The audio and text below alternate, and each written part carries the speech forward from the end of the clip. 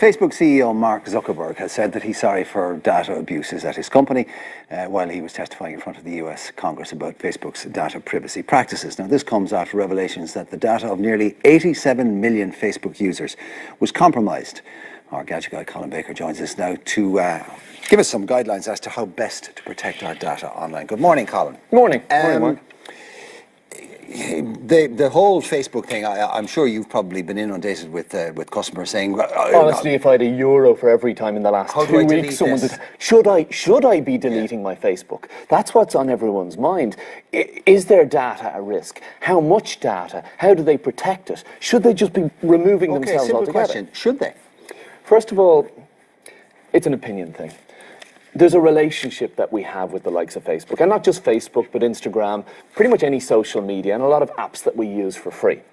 That relationship is, we get to use it for free, they get to have an element of our data. And they get to use that data to help advertisers. Sometimes to provide things that we actually want, services that we want, information to gear and customise our news feed or things that they advertise to us. So there is an actual benefit to that as well. But there's also, and more commercially, a benefit to advertisers. So if I want to advertise to 30 to 35-year-old males in the South Dublin area who are liberal-minded and interested in technology, then I can do that. And I can target my budget very specifically at my target audience. Whether those people want to be targeted or not. Exactly. You also used a very interesting word, to gear and customise our newsfeed. Now, customising your newsfeed is one thing, but propagandising your newsfeed is another thing entirely. Yeah. And then we're into the whole fake news. What is news? What's real news? Is the news I'm hearing only an echo of what it is I want to hear, and the people around me are, is it creating a news bubble?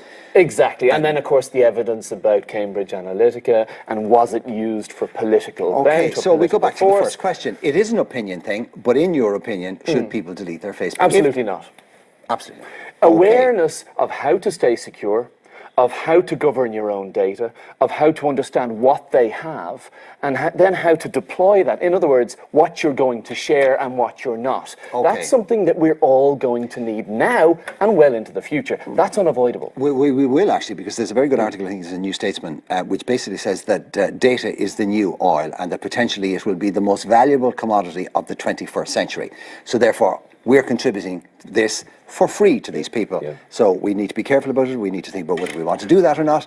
But Mark, so as not to scaremonger, I'm going to show you through. Well, no, hang on a second. Zuckerberg said at the Congress yesterday, he said that there's a very easy fix here. You just remove third-party sharing. Yeah.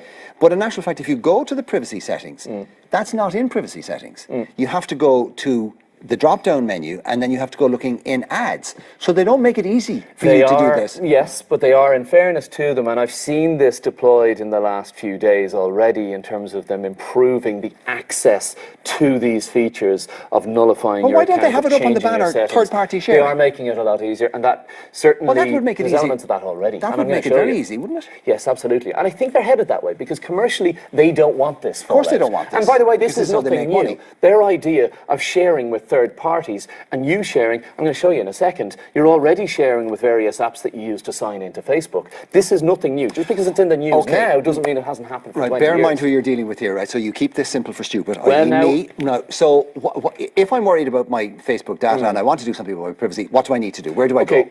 I started with awareness and mindfulness. Okay, we'll start off with a Facebook. Now, obviously, you can use it on your phone. We know what that is. We're looking at the browser. We have very little time, as quickly and as succinctly as you possibly can. You click into settings up in the top right here. So you click on this arrow here.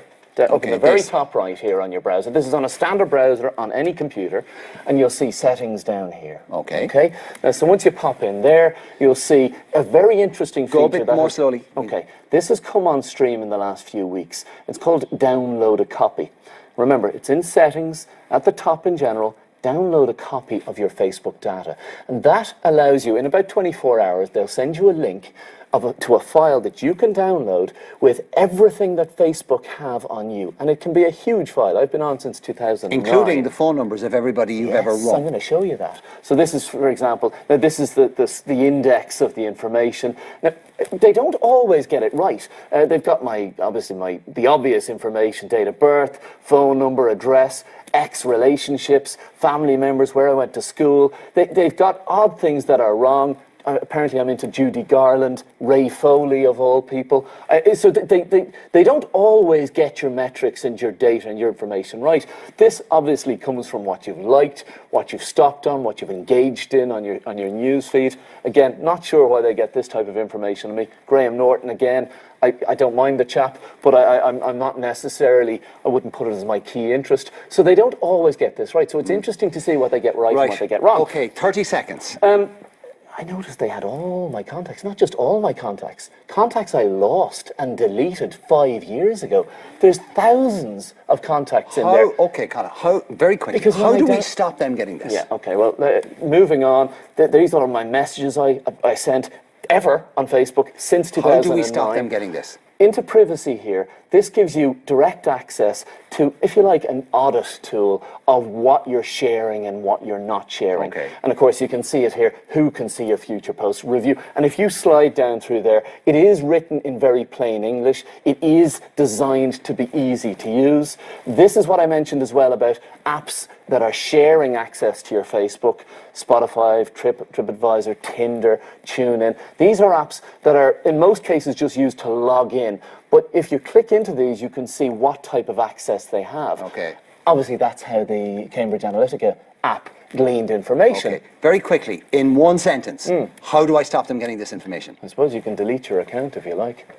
They will have your information. There is no way to stop them. You can't get any of that back. Once they have it, they have it. If you delete your account, within 90 days, all your data will be wiped. Because we now have, with GDPR coming up at the end of next month, we have the right to be forgotten. And Facebook, along with anyone else running businesses in Europe, have to offer that service for free, the right to be forgotten. That's how you get rid of it entirely. That's how you be sure that they have nothing on you. There is really no other way. Facebook are going to have that data. They are going to put you in to be advertised to.